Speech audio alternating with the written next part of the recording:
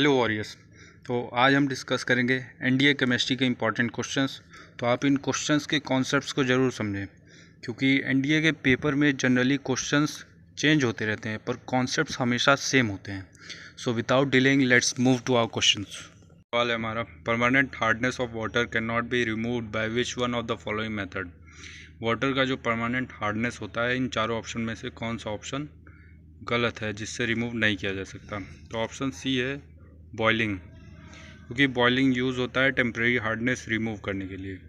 और बाकी जो ऑप्शन है ए, बी और D, treatment with washing soda, Calgon's method और आयन एक्सचेंज मेथड, ये तीनों मेथड यूज़ होता है परमानेंट हार्डनेस रिमूव करने के लिए। सो इसमें कैन नॉट बी रिमूव पूछा है, so boiling will be our option. अगला सवाल है हमारा question 79। Which one of the following reaction will give NO nitric oxide gas as one of the products? So option A given है 3Cu + 8HNO3। इसका product देखते हैं हम लोग। तो जैसा कि 3Cu + 8HNO3 का प्रोडक्ट हमको मिलेगा 3CuNO3 whole twice + 2NO + 4H2O, और ये 2NO नाइट्रिक ऑक्साइड है जो हमको क्वेश्चन में पूछा है। तो ऑप्शन ए ही सिर्फ ऑप्शन है जिसमें हमको नाइट्रिक ऑक्साइड प्रोडक्ट के रूप में मिलेगा। Question 79, option A is correct. Next question 80। Which one of the following is a tribasic acid in the given four option?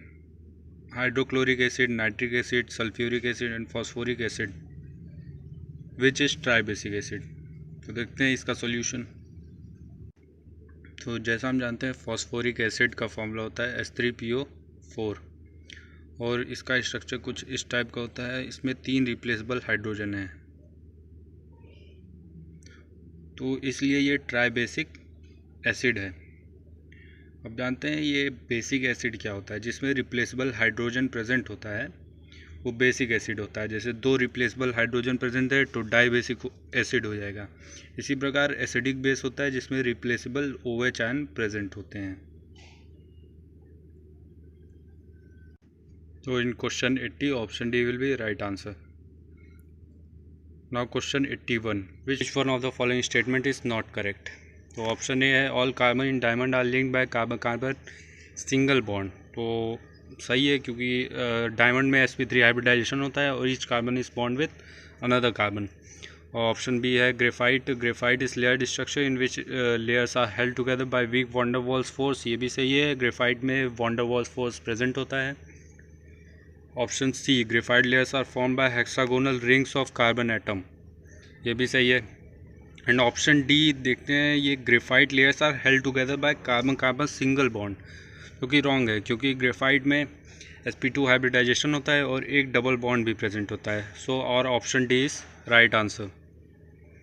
तो चलते हैं question 82। Which one of the following is called dry ice?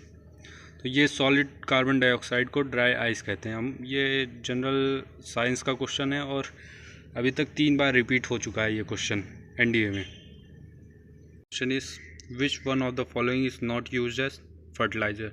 Given 4 option में से कौन सा option fertiliser के लिए use नहीं किया जाता है? सो ये अमोनियम सल्फाइड है। अमोनियम सल्फाइड का यूज़ होता है फोटोग्राफिक डेवलपमेंट में और टेक्सटाइल मैन्युफैक्चरिंग में।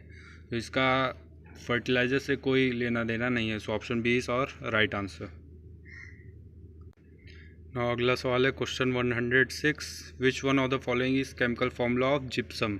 तो जिप्सम का केमिकल फार्मूला होता है CaSO4.2H2O, और वहीं POP का होता है CaSO4.12H2O। सो इन दोनों में कंफ्यूज ना करिएगा, क्योंकि POP का होता है CaSO4.12H2O और जिप्सम का होता है CaSO4.2H2O।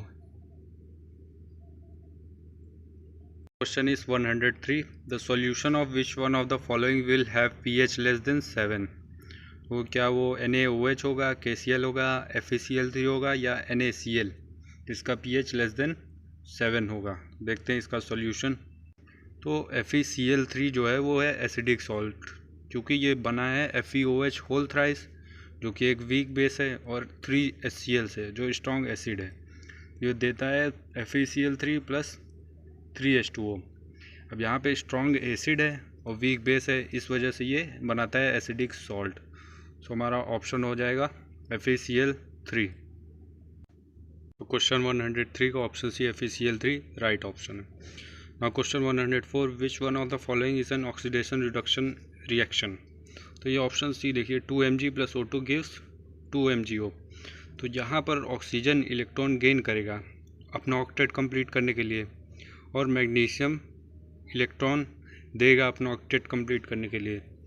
तो ऑक्सीजन सिंस इलेक्ट्रॉन रिसीव करेगा तो ये रिड्यूस हो जाएगा, और मैग्नीशियम ऑक्सीडाइज करेगा सिंस ये अपना इलेक्ट्रॉन ऑक्सीजन को दे रहा है, तो ये ऑक्सीडेशन रिडक्शन रिएक्शन फॉर्म करेगा और फाइनली 2MgO देगा। तो option C is right option. Now next question is question 62. The atomic number of element is 8. How many electrons will it gain to form compound with sodium? तो atomic number 8 होता है हमारा oxygen का। Oxygen का valency 2 होता है, therefore it will gain 2 electrons to form compound with sodium. तो option B 2 is right answer.